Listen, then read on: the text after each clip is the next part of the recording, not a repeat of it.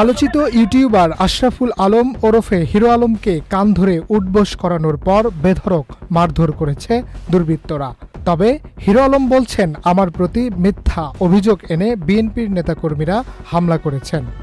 ৮ September রবিবার দুপুর ১২টার দিকে বগুড়ার চিফ জুডিশিয়াল ম্যাজিস্ট্রেট আদালতের সামনে তার উপর হামলা করা হয়। ২০১৮ সালের জাতীয় সংসদ নির্বাচনে প্রচারণার সময় মারধর ও ২০২৩ সালের ১ ফেব্রুয়ারি একই আসনে উপনির্বাচনে কারচুপির অভিযোগ এনে মামলা দায়েরের প্রস্তুতি নেন হিরো আলম। মামলায় আওয়ামী লীগের সাধারণ সম্পাদক ওবায়দুল কাদের, বগুড়ার সাবেক সংসদ সদস্য রেজাউল করিম তানসেন ও সাবেক নির্বাচন কমিশনার কাজী হাবিবুল আওয়াল সহ ৩৯ জনকে আসামি করতে আদালত চত্বরে যান হিরো আলম। মামলা দায়ের করার পর আদালত চত্বরে হিরো আলম সাংবাদিকদের সঙ্গে মামলার বিষয়ে কথা বলার প্রস্তুতি নেন। এ সময় বিএনপির ভারপ্রাপ্ত চেয়ারম্যান তারেক রহমানকে নিয়ে কেন আপত্তিকর বক্তব্য দিয়েছেন হিরো আলম সেটি জানতে চেয়ে এক পর্যায়ে তাকে মারতে মারতে আদালত চত্বর থেকে সামনের সার্কিট হাউস রোডে নিয়ে যায় হামলাকারীরা।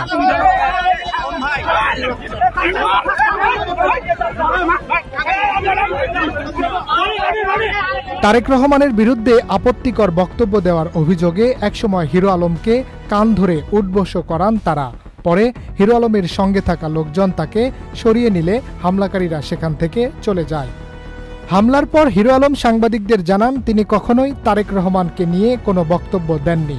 মিথ্যা একটি অভিযোগ তুলে বিএনপির নেতাকর্মীরা তাকে মারপিট করেছে বলে অভিযোগ করেন তিনি।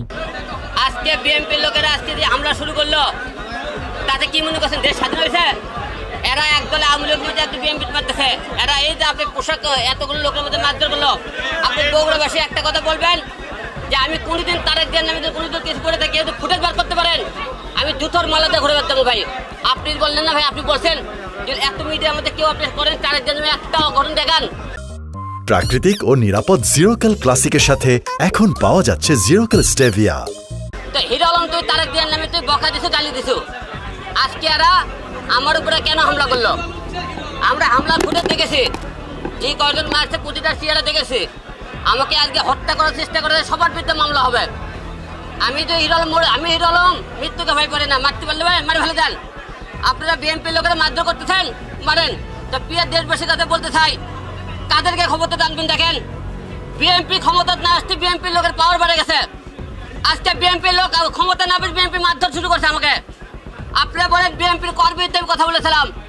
আমি জীবনে একটা মামলা করেছিলাম, সবাই জানেন, রুহুল কবির রিজভির বিরুদ্ধে। সেই মামলাটা করেছিল আমরা ডিবি হারুন, আমাদেরকে টেপে ফেলে, আমার পরিবারকে টেপে ফেলে ডিবি হারুন আমাকে মামলা করেছে, আমি প্রথমে বলেছিলাম। কিন্তু এরা যে আমাদেরকে মারধর করলো, যে একটা লোক কেন কোন জায়গাতে মামলা করলো, আমি কিন্তু মামলা করতে যাইনি। আজকে বিএনপির লোক যে আমার পর কি হারে মারধর করছে সারা বাংলাদেশ আপনি দেখছেন, আপনারা মিডিয়াতে দেখবেন যে বিএনপি আজকে ক্ষমতা না আসতে আজকে আমাদেরকে এত পাওয়ার মারধর করলো। যে বিএনপি ক্ষমতা থাকলে মানুষ মনে করেন জবকর বিজনতি, আজকে তার প্রমাণ দেখেন। এ সময় হামলাকারীদের ভিডিও ফুটেজ দেখে দেখে মামলা করারও হুঁশিয়ারি দেন তিনি।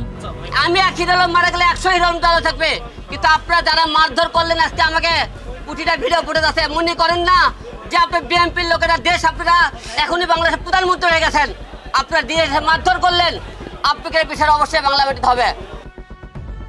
Harunur Rashid, channel I.